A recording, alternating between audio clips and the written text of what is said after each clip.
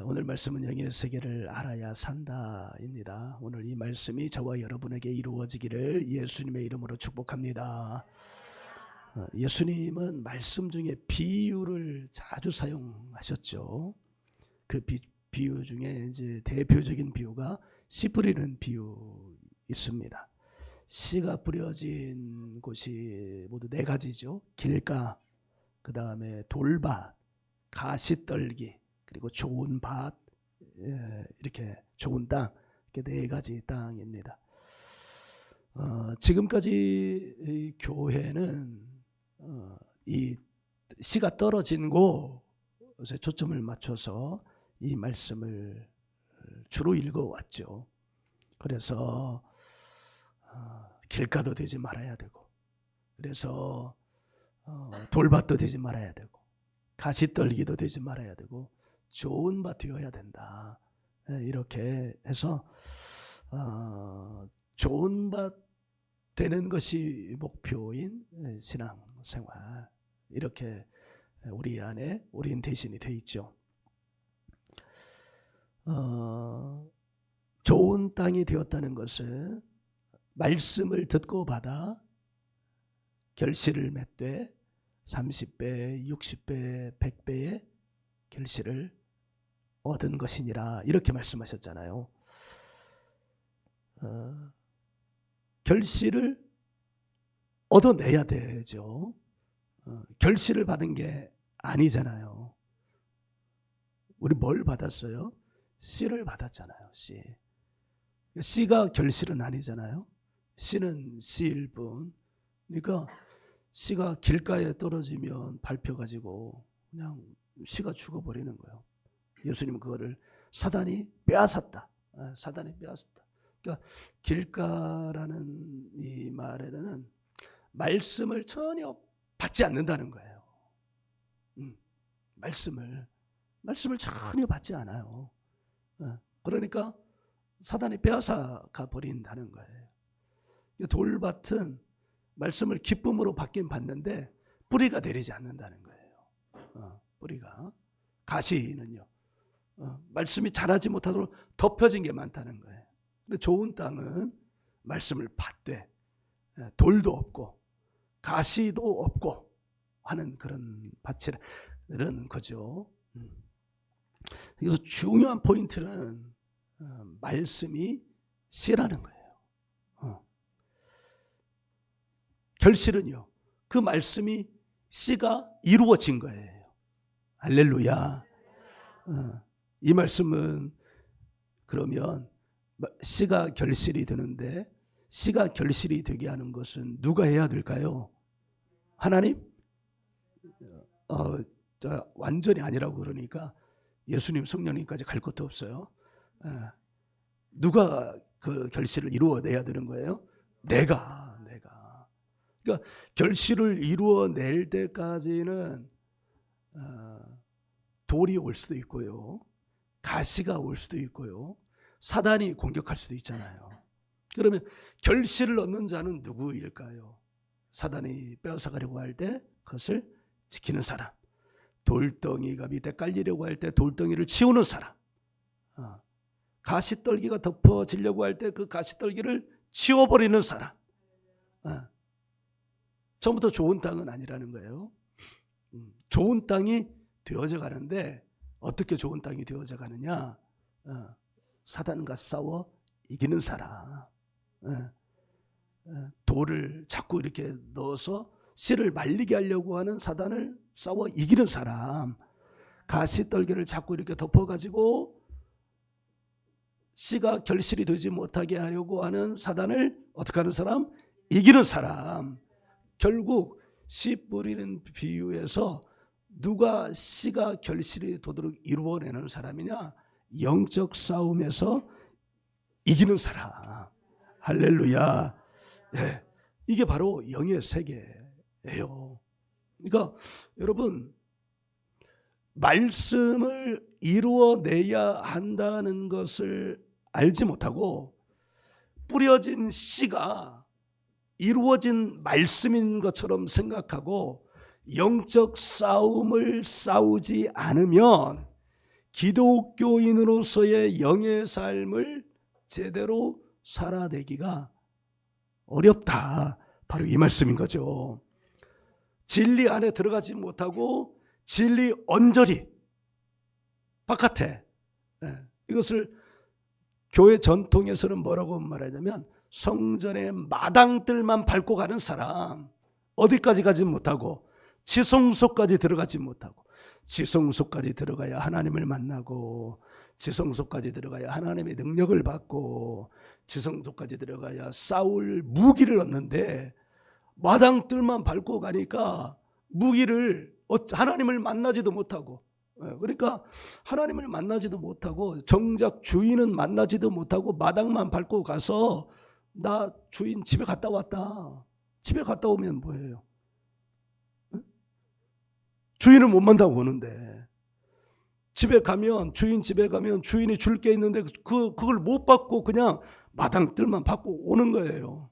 매일매일 그렇게 하는 거예요. 매주 그렇게 하는 거예요.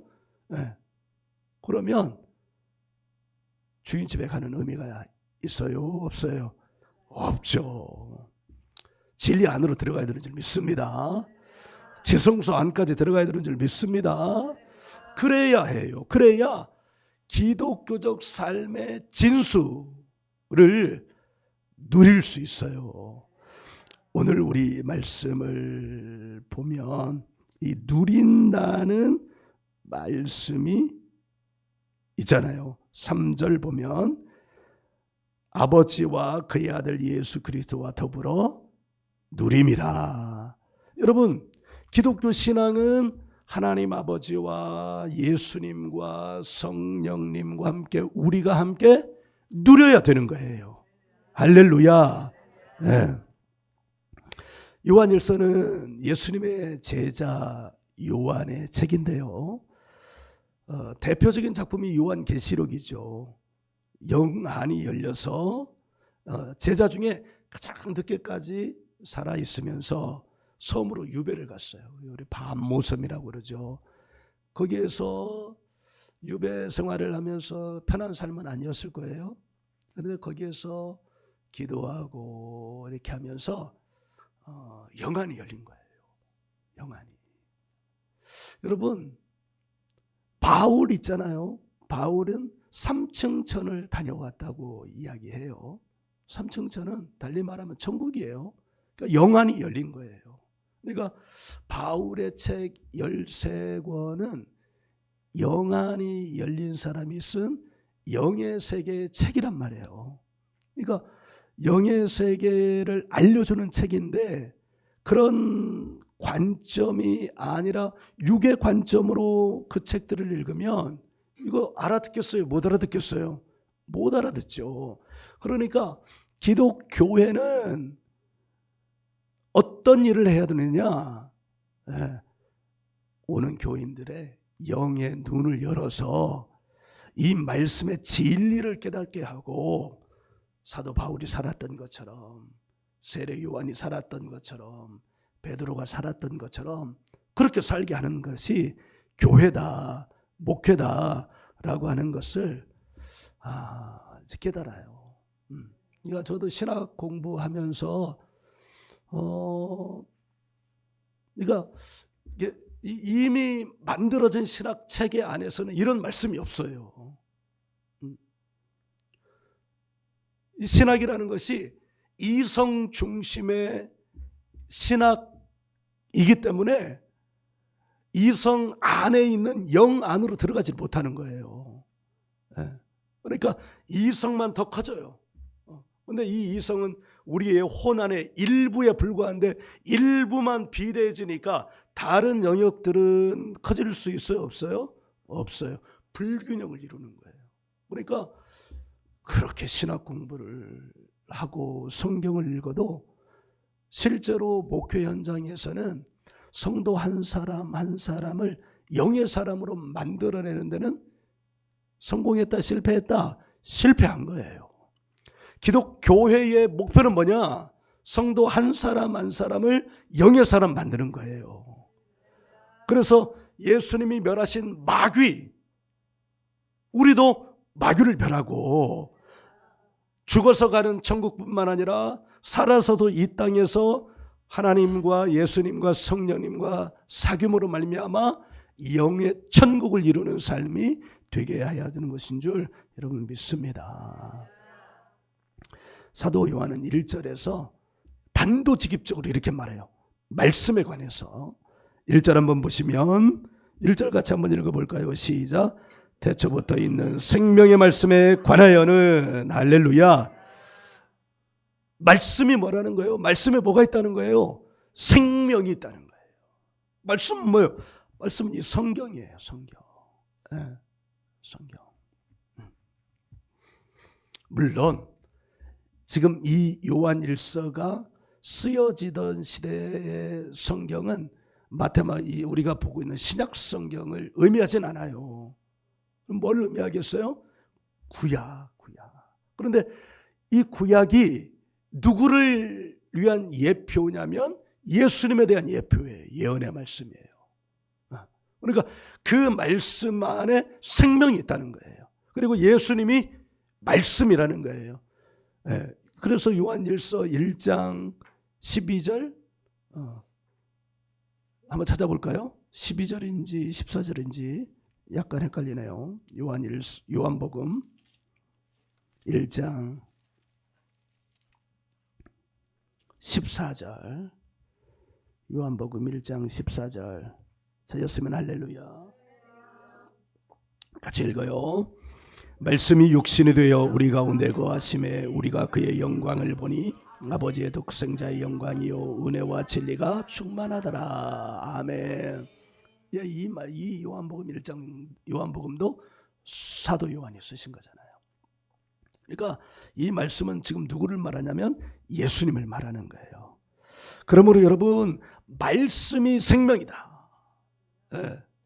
이 적혀 기록된 이 로고스의 말씀이 생명이다. 할렐루야. 기독교 신앙의 시작은 바로 여기서부터예요. 그러니까 이 말씀이 생명이라는 이 사실을 믿는 게 신앙의 입문이에요. 아무리 교회를 다녀도 말씀이 생명이다, 이게 믿어지지 않으면 기독교 신앙의 입문에 들어가지 못한 거예요. 여러분은 다 입문에 들어왔어요? 말씀이 생명이다. 할렐루야. 말씀이 생명이다. 3절을 보시면 이것을 보고 들었다고 했잖아요. 우리가 보고 들은 바를 너희에게도 전함은 너희로 우리와 사귐이 있게 하려니.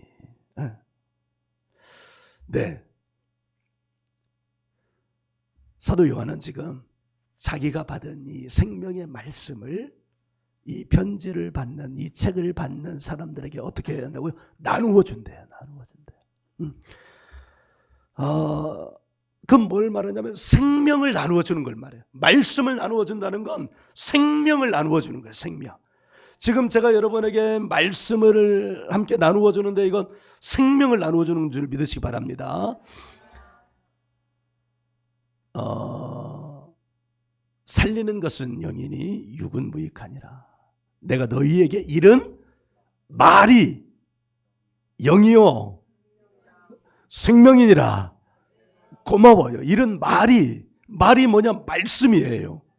영이고 그 말씀이 뭐다? 생명이다. 이 생명을 받으세요. 내가 지금 나누어 주고 있어요. 이종선 목사님이 기쁨의 교회, 내가 처음에 갔을 때 앞에서 간증하는 목사님이 다 막 이종선 목사님 막 이러더라고요. 약간 빈정이 상했어요. 뭐 저렇게 사람을. 근데 제가 이렇게 18개월 이렇게 다니고 보니까 그 이종선 목사님 얘기를 안 할 수가 없어요. 하는 걸 여러분도 뭐 이종선 목사님 뭐 어쨌다 이렇게 들지 말고 기쁘게 받으시면 좋겠어요. 나도 변했어요. 네. 이종선 목사님이 한번 생각해 보세요. 이 일을 20년을 어느 때는 한 달에 2번씩 했다는 거예요. 처음에 할 때는 3박 4일 했대요. 시작하면 새벽 5시까지 말씀을 전했대요. 그리고 한두 시간 자고 8시쯤 또 일어나서 또 하루 종일 말씀을 전하고 새벽 3시, 4시, 5시까지 했다는 거예요. 그거 누가 돈 준다고 할 수 있어요? 네. 어떻게 그걸 할 수 있었을까요? 네. 나누어주는 기쁨이 있기 때문에. 뭘 나눠줘요? 생명을 나눠주는 기쁨이 있기 때문에. 네. 저도요, 물론 전에도 그렇지만 기쁨의 지금 이제 영의 세계에 대해서 말씀을 하는 거니까 저도 거기를 기름집으로 비유를 하면서 기름 공장에 가가지고 기름 장사 초보잖아요, 제가. 그래도 기름 받아와가지고 여러분에게 열심히 기름을 다 나누어 줬잖아요. 할렐루야. 근데 정말 신기하고 놀라운 것들은요, 야, 그간 기쁨의 교회에 가기 전에 내 목회가 실패의 목회가 아니라는 걸 지금 막 깨달았어요. 왜냐하면 그때 제가 기름을 받아왔을 때 기름 장사 초보자인데도 불구하고 기름을 받아서 왔을 때 여러분에게 기름을 나누어 부어줬을 때 여러분이 다 기름을 받았던 거예요. 기름 부음을 해도 아무 그게 없을 수도 있는데 다 기름 부음을 받고 나 기름 받았어요 하면서 뒤로 이렇게 넘어가고 그러는 걸 보니까 내가 목회를 실패한 건 아니다. 그런 마음이 들었어요. 할렐루야. 자, 그럼 어떻게 돼요? 제가 기름집에 가가지고 기름을 받아왔어요. 그리고 여러분에게 나누어 줬어요. 그럼 여러분에게도 지금 기름이 있어요, 없어요? 기름이 있어요. 그럼 어떻게 돼요? 여러분은 그냥 여러분만 이제 받아먹고 말아야 되나? 아니, 이제 나눠줘야죠. 집에 가서 남편에게 나눠주세요. 잠깐 앉아봐. 눈 감어. 손 하늘로 향해. 예수님의 이름으로 배운 대로 축복합니다. 성령과 불을 이 인간에게 부어주세요. 이 인간 하면 안 되지. 부어주세요. 이렇게 나누어 주세요. 그 기름 부음이 일단 임해요. 기름 부음이 임해요. 뭐 뒤로 넘어가든 이런 거 없어도 그냥 아무 미동이 없어도 기름 부음이 임한다는 것은 여러분 꼭 믿으시기 바랍니다. 할렐루야. 나누면 어떤 일이 일어나는가? 그게 4절이에요. 4절 같이 읽어요. 시작. 우리가 이것을 쓰면 우리의 기쁨이 충만하게 하려 함이라. 아멘. 네, 이것을 나누니까, 이 생명을 나누니까 기쁨이 있는 거예요. 나누어 주는 사람도 기쁘고 받는 사람도 기쁘고, 나누어 주는 이종선 목사님도 기쁘고 받는 우리도 기쁘고, 나누어 주는 김종균 목사도 기쁘고 받는 여러분도 기쁘고, 나누어 주는 여러분도 기쁘고 여러분에게 통하여 받는 누군가도 기쁘고. 할렐루야. 여러분, 그런데 이 생명을 나눌 때 꼭 해결해야 될 것이 있다고 지금 사도 요한 이 선생님이, 이 목사님이 말씀을 하시는 건데, 그건 뭐냐? 바로 죄의 문제라는 거예요. 여러분, 죄라는 말 듣기 참 거북하죠. 교회 안에서도 죄라는 말을 하긴 하지만 그것이 이미 관용어가 돼가지고 여기 가슴 깊이 오질 않아요. 그런데 이 죄의 문제, 저도 그랬어요. 신학교 들어가기 전에도 그랬고, 신학교 들어가서도 그렇고, 목사 되어서도 그렇고, 목사로 살면서도 그랬고, 목회를 하면서도 그랬고, 죄라는 말을 하면서도 막 이렇게 막 흔쾌하지 않고 껄끄럽고, 아니 내가 지금까지 회개를 얼마나 했는데 내가 죄가 있다는 거야, 뭐 이런 생각을 하면서 거북하게 생각했죠. 여러분도 그럴 거예요. 여러분도. 아니면 죄라는 말 자체에 대하여 너무 무뎌 있는 상태일 수 있어요. 거북해하기 뿐만 아니라 싫어해요. 우리 목사님은 너무 죄를 얘기해. 이렇게 말하면서 죄 얘기 안 하는 교회로 가요.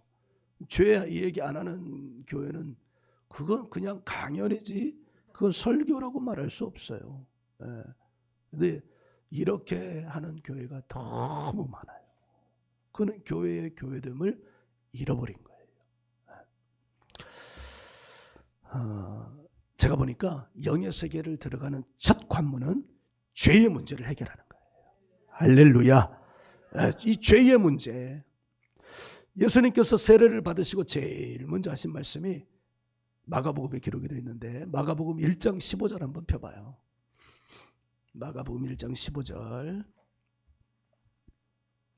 찾으셨으면 할렐루야. 같이 읽어요. 이르시되 때가 찼고 하나님의 나라가 가까이 왔으니 회개하고 복음을 믿어라. 아멘. 예수님이 가장 먼저 하실 말씀이 회개하고 복음을 믿어라. 예수님에게 세례를 준 세례 요한도, 세례 요한의 설교는 유명한 설교, 부드러운 설교가 아니에요. 일명 도끼 설교예요. 도끼 설교. 당신들 회개하지 않으면 도끼가 나무 밑둥에 있는 것처럼 하나님의 도끼가 당신을 찍어버린다. 할렐루야. 차마 할렐루야를 못하겠죠. 아멘도 못하고 도끼가 발목을 찍어버린다는데, 그러니까 이게 이렇게까지 얘기하는 건 이게 그만큼 중요하다는 거예요? 안 중요하다는 거예요? 너무너무 중요하다는 거예요. 예수님의 제자도 그랬어요. 지금 사도 요한이 이렇게 말씀하시지만 예수님의 수제자라고 일컬어지는 베드로도 사도행전 2장 38절 한번 펴봐요.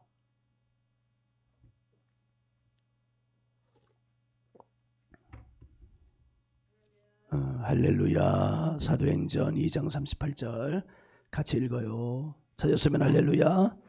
네, 읽어요. 베드로가 이르되 너희가 회개하여 각각 예수 그리스도의 이름으로 세례를 받고 죄 사함을 받으라. 그리하면 성령의 선물을 받으리니. 아멘. 2장에서 베드로가 설교를 했는데 그 설교 내용은 사실은 뭐냐? 지금 그 설교를 듣는 사람들이 유대 사람들이에요. 이스라엘 사람들이에요. 그 설교 내용은 뭐냐? 니네가 예수님을 죽였다. 니네 회개해라 이 말이에요. 니네 역사적으로 볼 때 하나님이 너희를 얼마나 사랑하셨는데 하나님의 말씀도 안 들었냐? 그거 회개해라. 하나님이 당신의 아들을 보시는데 니네가 십자가에 죽였다. 니네 회개해라 이 말이에요. 오늘 말씀을 보시면 사도 요한이 바로 이 편지를 받는 사람들에게 무엇을 먼저 말하고 있느냐면 죄의 문제를, 이 껄끄러운 죄의 문제, 그러나 이거 피할 수 없는 문제, 반드시 해결해야만 하는 문제, 이 문제를 말씀하고 있어요. 이 문제를 해결하지 않고는 기독교 복음의 세계로 들어갈 수 없기 때문에 예수님 말씀하셨잖아요. 회개하고 복음을 믿으라. 회개가 없으면 복음을 믿을 수 있다 없다? 없다. 복음의 세계는 어떤 세계예요? 영의 세계잖아요. 그러니까 영의 세계로 들어갈 수 없기 때문에, 다시 말하면 기독교 신앙의 핵심으로 들어갈 수 없기 때문에 기독교 진리의 문 안으로 들어오지 못하고 언저리에서만, 주변에서만 있기 때문에, 마당들만 밟기 때문에 제대로 된 신앙의 사람이 될 수 없기 때문에 이 죄의 문제를 반드시 해결해야 된다는 것이 지금 예수님의 제자들 바울 사도, 그리고 여기 누구? 사도 요한. 제일 중요한 건 예수님이잖아요. 예수님이 하라는데 그건 예수님 때 말씀이고요. 지금은 다르잖아요. 이렇게 말하면 이 말씀이 어제나 오늘이나 내일이나 동일하다는 이 진리의 말씀을 정면으로 거부하는 거예요. 여러분, 죄의 문제는 그래서 사도 요한, 이 시대, 성경이 기록된 시대만의 문제가 아니라 인간이 살아가고 있는 모든 시대의 문제인 줄 믿습니다. 네, 모든 시대의 문제라는 게 창세기 4장에 기록이 되어 있잖아요. 창세기 6장에는 생각하는 것이 항상 악하다고 그랬어요. 그렇다면 이 죄의 문제를 어떻게 해결할까? 그럼 죄가 뭐냐? 이거 먼저 알아야지. 죄가, 여러분이 생각하는 죄란 뭘까요? 첫 번째 죄는 언제 들어왔어요? 아담과 하와 때 들어왔어요. 여러분, 그럼 아담과 하와, 우리 보통 오리지널 신, 원죄라고 말하지만 그 죄의 삶의 습속, 이 습속이라는 것이 문화라는 말보다 더 깊은 말이더라고요. 이게 쌓이고 쌓이고 쌓인 모든 삶의 행태를 습속이라고 그러는데, 첫사람 아담과 하와로부터 들어온 이 죄의 습속이 모든 인류에게 전해지고 전해지고 전해지고 또 전해지는 거예요. 제가 그랬잖아요. 제가 기쁨의 교회를 처음 가고 그 다음에도 계속 가게 되는 이유가 있었어요.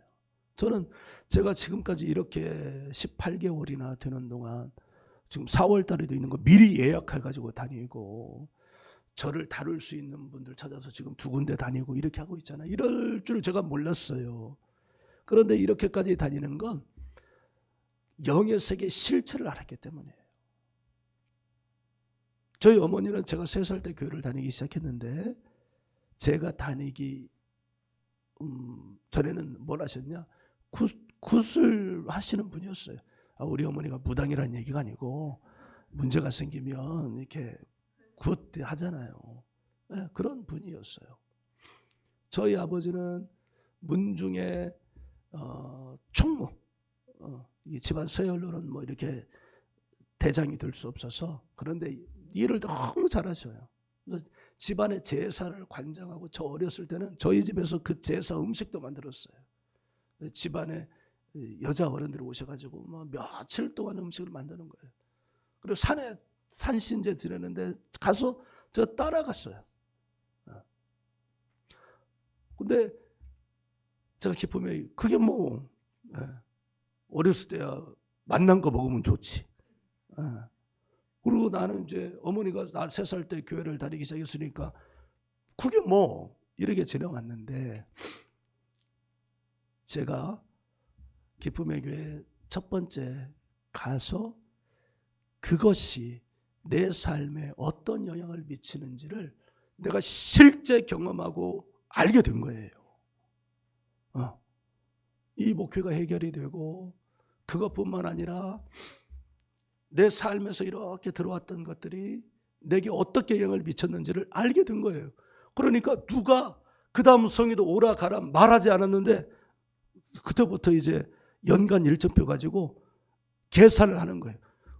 왜냐하면 2달에 한 번씩 가게 돼 있으니까. 어떻게 하면 매달 갈 수 있나, 눈에 불을 켜고 작전을 짜기 시작한 거예요. 그러면서 매달 이렇게 간 거예요. 매달.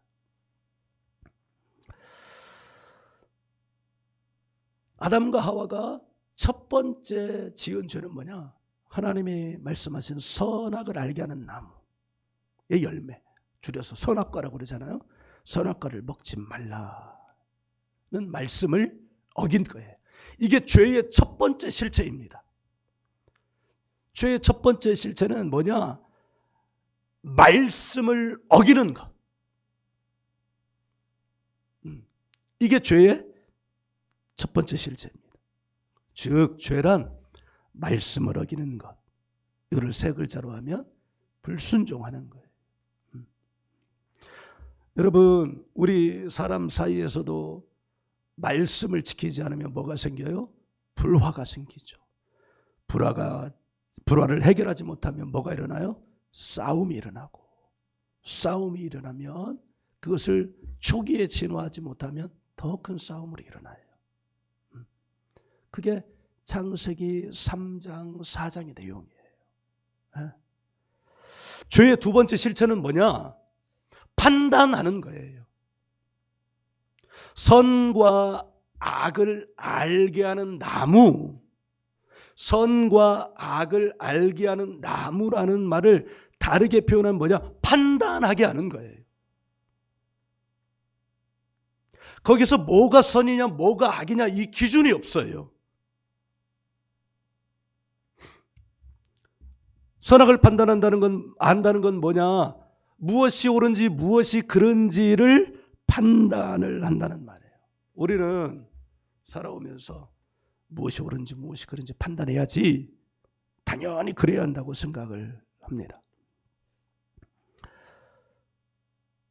그런데 여러분, 그 판단의 주체가 누구예요? 하나님이에요. 하나님이셔야 해요. 그래서 사람이 선악을 알게 하는 나무의 열매를 먹으면 안 돼요. 그런데 선악을 알게 하는 나무의 열매를 먹으면서 그 판단의 주체가 누가 된 거예요? 하나님이 된 게 아니라 내가 된 거예요.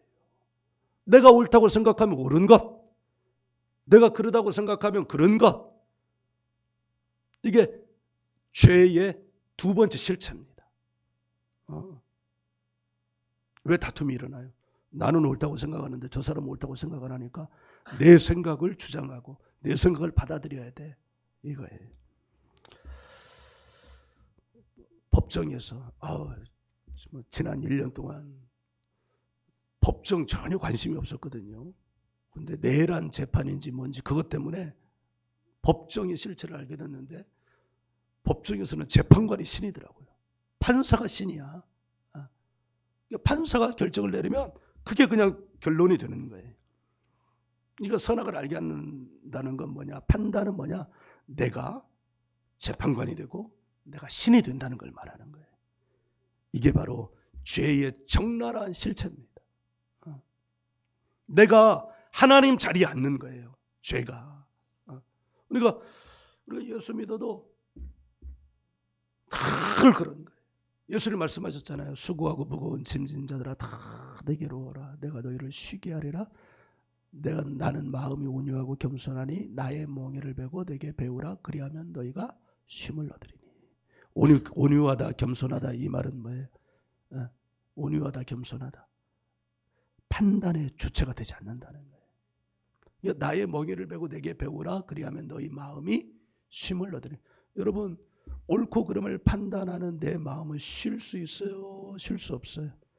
저 사람에 대하여 내가 옳은지 그른지 판단할 때 내 마음에는 여기서 요동이 일어나요? 안 일어나요? 요동이 일어나요. 쉼이 없는 거예요. 죄의 세 번째 실체가 있습니다. 이게 점진적으로 커지는 거예요. 죄의 실제 세 번째는 뭐냐? 바로 이 죄를 통해서 사단이 공식적으로 내 안에 드나들 수 있는 통로가 된다는 거예요. 할렐루야. 네. 죄를 통해서 내 안에 사단이 드나들 수 있는 실질적인 권한을 양도한다는 거예요. 그게 바로 아담과 하와였어요. 아담과 하와. 저 사람 아담과 하와가 하나님 말씀을 불순종하고 사단이 그들의 주인 되도록 실질적 권한을 양도한 거예요. 우리가 지난주부터 참회의 고백, 개인적인 참회의 고백을 하다가 우상 숭배의 죄를 참회했는데, 왜 우상 숭배의 죄가 가장 중요한 죄일까? 나 외에 다른 신을 내게 있게 말지니라. 바로 이것 때문이에요. 그러니까 온 땅이 다 이 죄로부터 자유로울 수 없어요. 한반도, 중국, 유럽도 자유롭지 못해요.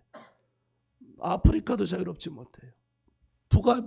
북아메리카, 남아메리카, 지구상에 이 문제로부터 자유로운 데는 없어요.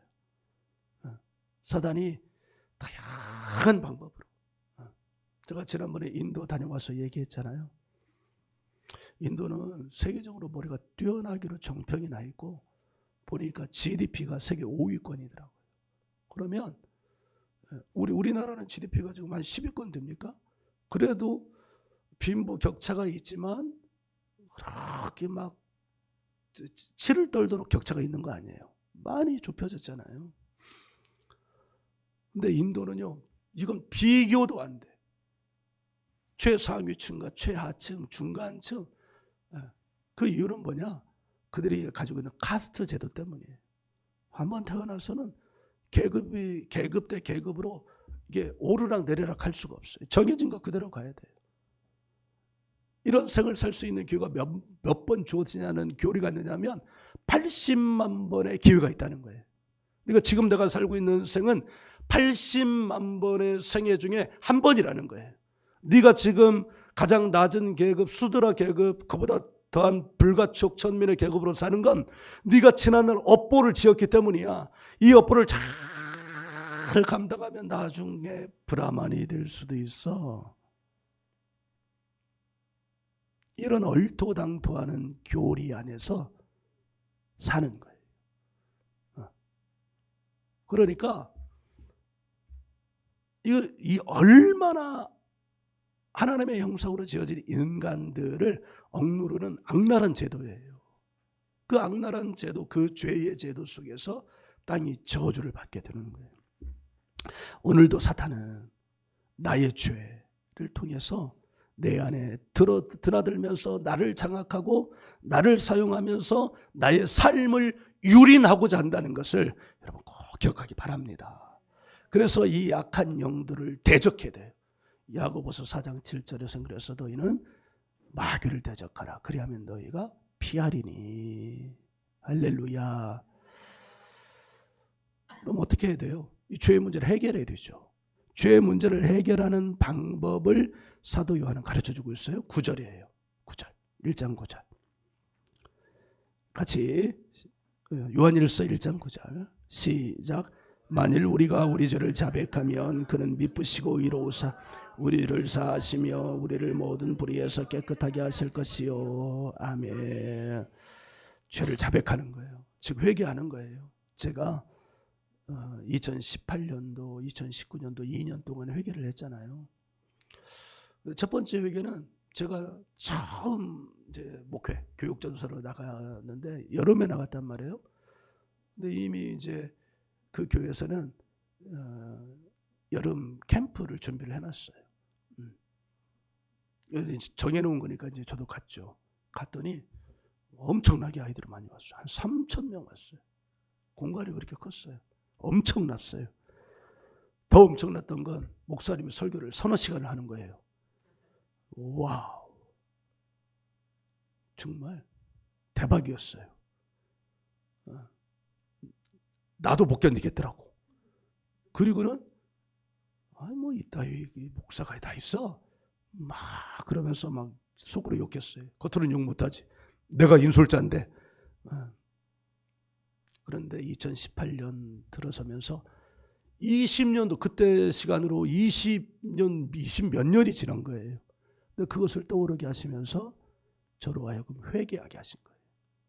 한 목사님인데 그 목사님에 대하여 회개하게 하시고 한 번, 두 번, 세 번, 한 달 이렇게 했는데 마음이 시원하지가 않은 거예요. 그래서 그게 한 달, 두 달, 세 달, 네 달, 5달, 6달, 6달째 되니까